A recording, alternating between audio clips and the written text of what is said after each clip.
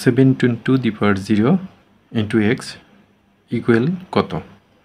14তম শিক্ষক নিবন্ধন কলেজ পর্যায়ে। এই অঙ্কটি কীভাবে খুব দ্রুত সমাধান করা যায় তা আমি আপনাদের এখন দেখিয়ে দেব।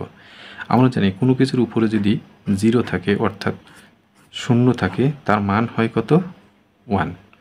এর সাথে আছে কত গুণন? x। তাহলে আমরা এইটুকুল টু লিখতে পারি 7 মানে কত? 1। তার সাথে আছে কত? x।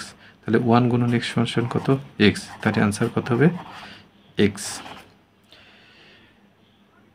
দ্বিতীয় অঙ্কটি যে অঙ্কটি আসছেন সেটা হলো 8x প্লাস 8x এর মান কত?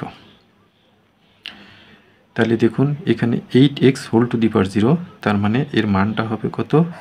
8x মানে 1 আর 8x অর্থাৎ 8x ইন্টু 0।